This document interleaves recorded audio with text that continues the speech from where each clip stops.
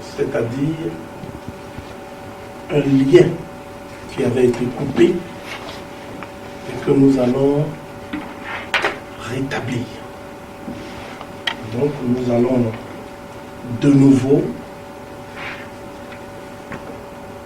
créer une fusion. On va créer les conditions d'une affection.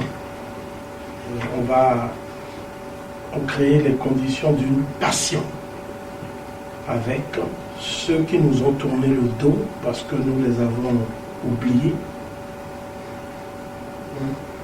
Plus précisément, on nous a contraints à les oublier. Il s'agit des ancêtres bienheureux et des météros bienfaiteurs. L'ancêtre des ancêtres qui incarne la passion, c'est-à-dire Wosiré, c'est par lui que nous allons commencer la célébration. Mais à travers lui, en lui, par lui, d'autres ancêtres sont en quête de reconnaissance, d'amour, d'affection et de passion de la part de leurs enfants. C'est la condition pour qu'on retrouve l'apaisement. C'est la condition pour qu'on retrouve la sérénité. C'est l'unique condition pour qu'on retrouve la joie de vivre qui nous fait tant défaut. Nous qui sommes un peuple joyeux, nous qui sommes un peuple heureux, nous qui sommes un peuple optimiste, nous sommes devenus tristes, nous sommes devenus pessimistes, nous sommes même blasés. C'est pour cela que nous sommes très nombreux dans les cabinets de psychiatrie et de psychologie qu'on a créés pour nous, que nous sommes très nombreux dans les églises du sommeil, que nous appelons les églises du réveil, sans doute parce que nous ne savons même plus où se trouve la lumière et où se trouvent les ténèbres. Nous sommes aussi dans les écoles qui nous apprennent la déshumanisation et la haine de soi. J'ai bien dit la déshumanisation et la haine de soi. Nous sommes partout où nos ancêtres ne sont pas. Mais nous ne sommes nulle part où les ancêtres se trouvent. Cela veut dire que nous ne sommes nulle part, en fait. C'est la raison pour laquelle, chez nous, nous ne sommes pas chez nous. Et chez les autres, nous ne sommes pas chez nous. Que nous ne soyons pas chez nous, chez les autres, cela peut se concevoir, compte tenu des vicissitudes d'une histoire tragique et des liens conflictuels que nous entretenons et qu'on nous oblige à entretenir avec l'autre nous-mêmes qu'est le leucoderme. Mais que nous ne soyons pas bien chez nous, que nous ne soyons pas chez nous, voilà qui est intriguant. Parce que nous ne sommes pas non plus en harmonie avec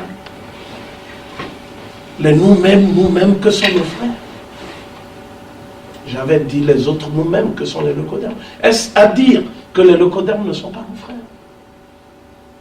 Puisqu'on dit, ils sont là pour prêcher la haine. Quelle idée de parler d'Osiris un jour de Noël.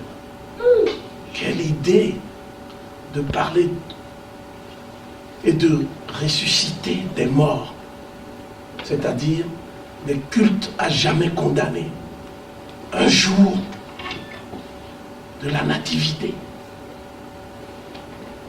Alors, on a dit, mais c'est une secte. Et au fond, c'est l'aboutissement de cette pensée surannée, de ce Wolof, un peu, disons, ce Wolof à l'ego surdimensionné, l'enfant de Tietou qui se permet d'affronter le cénacle de tous les savants du monde. Qui est-il, ce Cheikh Anta Diop, ce personnage obscur, pour oser remettre le noir au cœur de l'aventure humaine? Qui est-il? Ce que nous allons faire aujourd'hui, c'est d'abord une quête de nous-mêmes, par nous-mêmes et pour nous-mêmes. Nous allons commencer par un ancêtre bienheureux, qui est certainement le plus grand parmi les grands. Même si dans les ouvrages des Européens, il apparaît comme un personnage historique qu'on a affublé du titre le Napoléon de l'Antiquité. Quand on songe à ce que représente au niveau de la moralité Napoléon,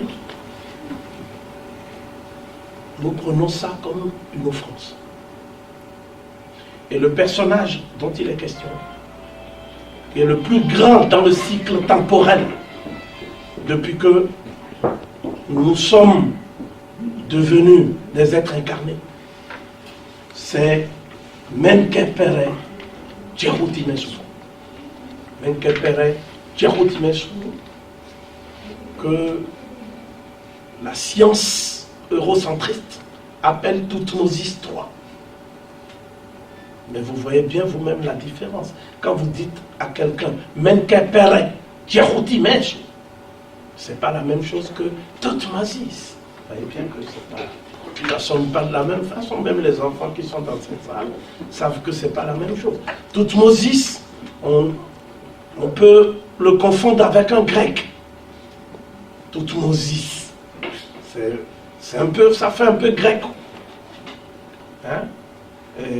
Mais quand on dit Djeroutimessou, ça c'est net. Ça nous renvoie vers les bords du Nil. Là, il n'y a pas d'ambiguïté. De la même façon, vous allez entendre qu'un pharaon, qu'on prétend être plus grand encore que lui, à savoir Ramsès II. Vous entendez Ramsès II, vous vous posez tout de suite des questions. Mais c'est Ouser Matre Ramessou.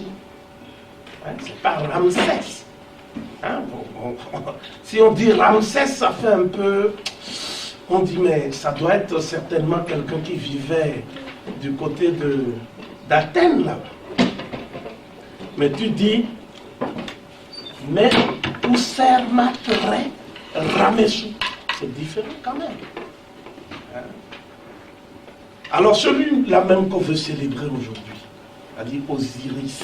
Quand on dit Osiris, on se dit, mais c'est quand même, il y a quelque chose qui ne va pas. Hein? Mais quand on dit Osiré, quand on dit Siré, quand on dit Ousiré, c'est pas pareil.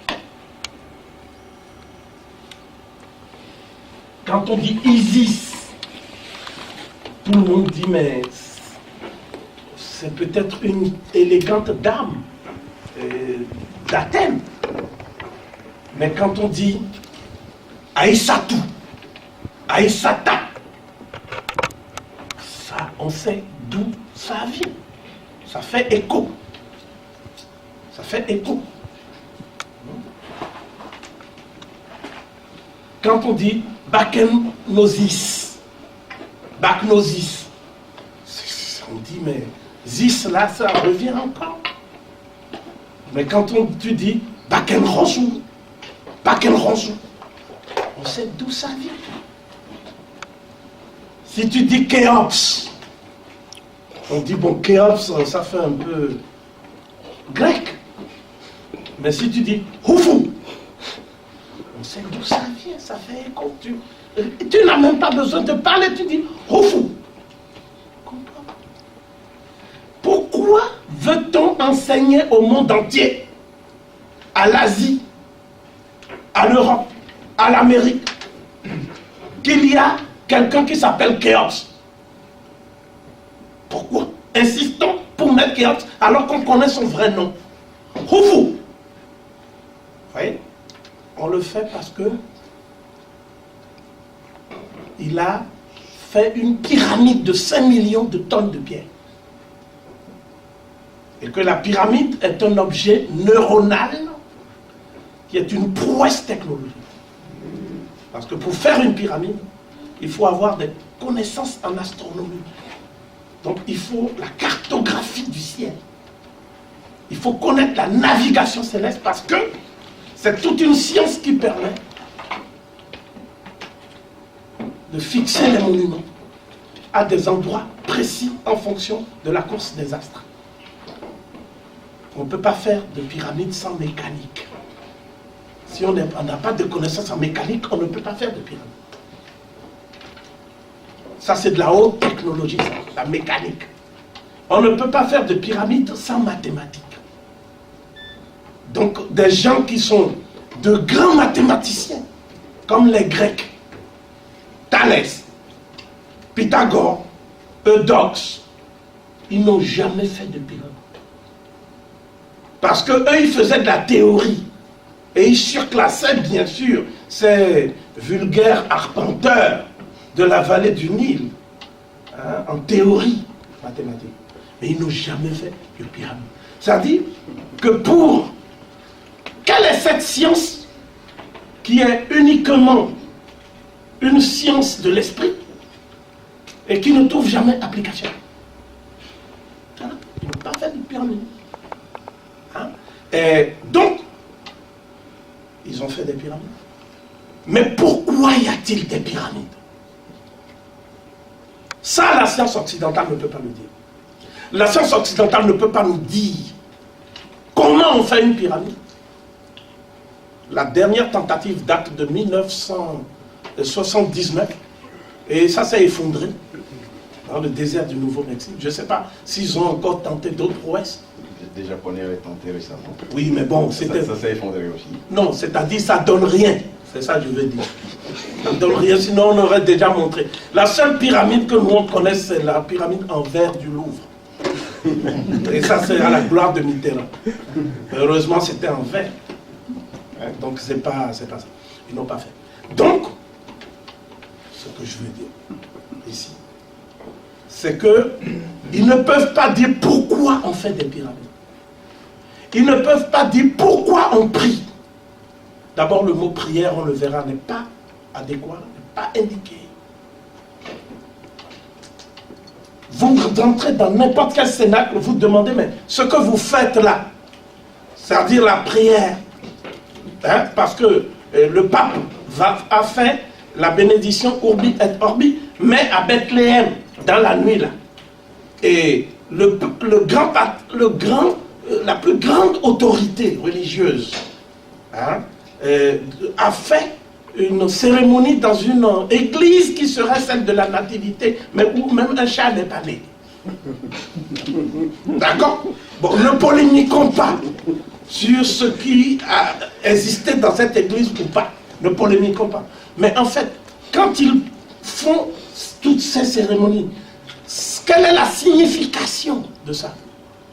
Pourquoi prient-ils?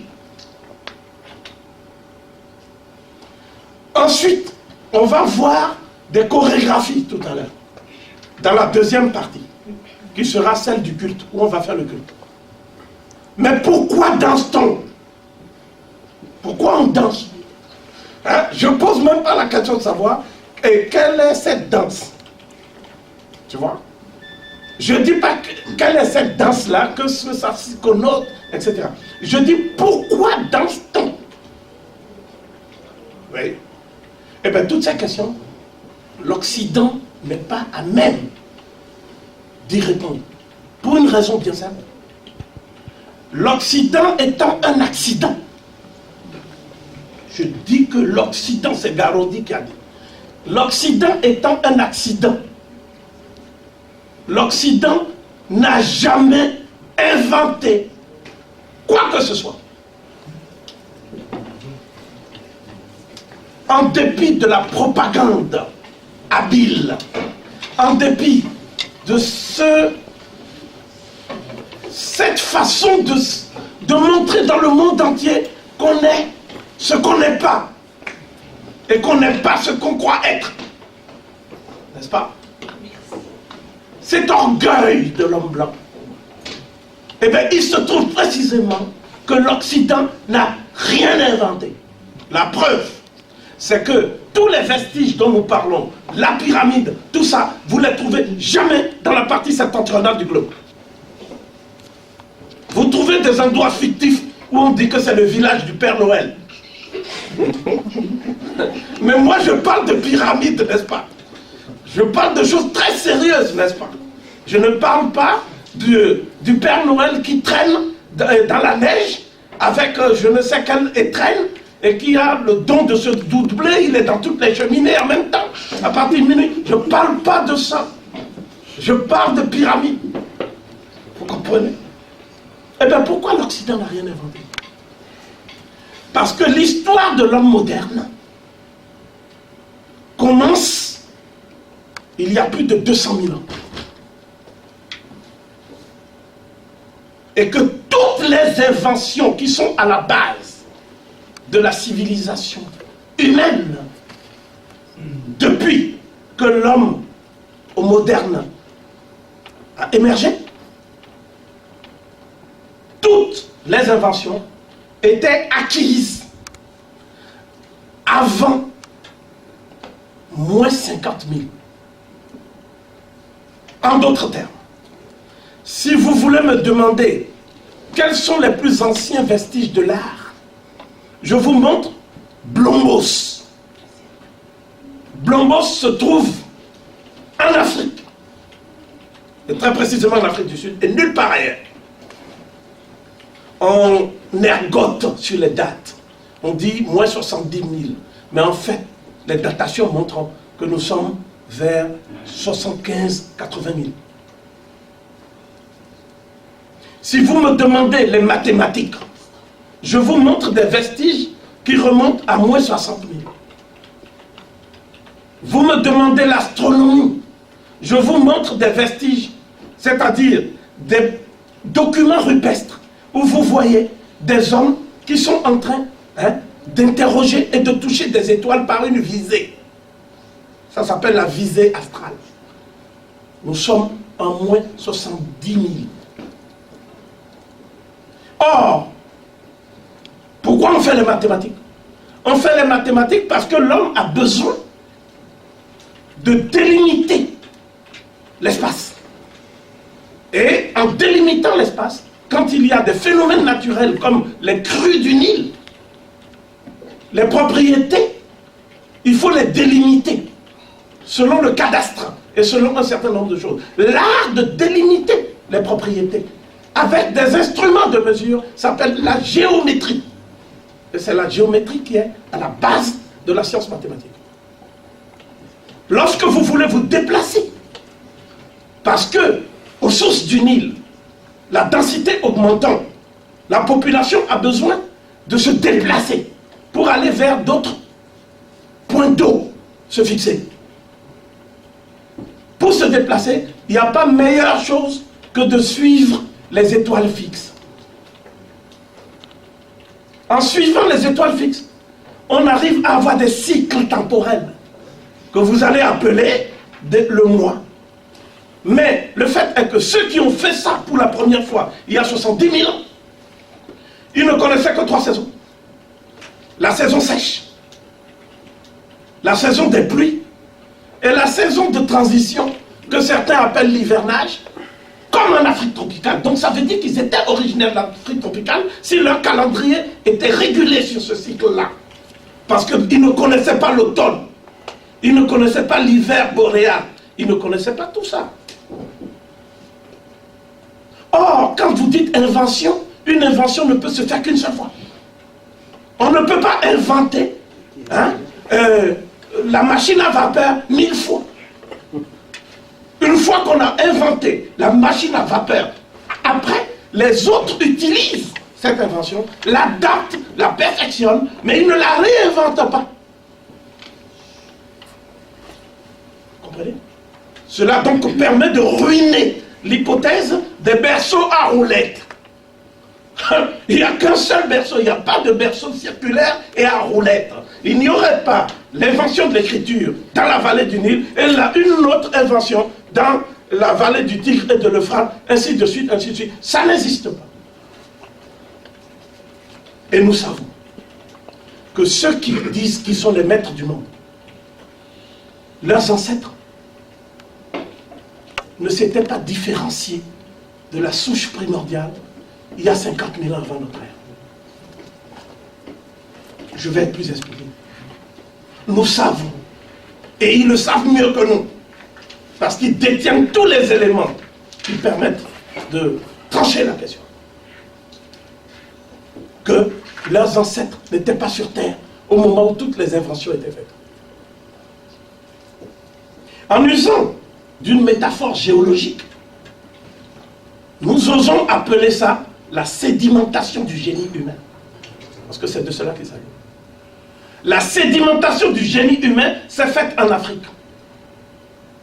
La sédimentation du génie humain. C'est pour ça qu'il y avait une couche plus ancienne, celle de l'Afrique. Et après, une superposition, un peu comme des strates successives. Mais le substrat qui a donné lieu à toutes les strates, c'est en Afrique et nulle part ailleurs. Je me résume donc. Si nous voulons savoir où la religion est née pour la première fois, c'est dans ce berceau de sédimentation du génie humain. Cela n'empêche pas qu'on puisse, avec les Européens, travailler sur l'acclimatation du génie humain en Europe. C'est faisable. Mais si l'Europe n'a pas été précoce, ce n'était pas parce que les Blancs n'avaient pas des dispositions intellectuelles égales à celles du Noir, puisqu'il s'agit de la même espèce humaine.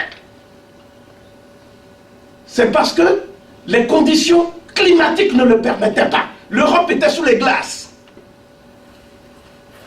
Si les mêmes conditions s'étaient réunies en Afrique, l'Afrique aurait eu un retard. Comprenez? Au lieu d'expliquer cela à l'humanité, on vient dire que non, quand on trouve des vestiges de civilisation en Afrique, c'est dû à des blancs à peau brune. Ça veut dire quoi? Ça veut dire quoi? Osiris est là. Il s'agit d'une fixation de l'énergie invisible dans la matière visible. C'est ça une statue.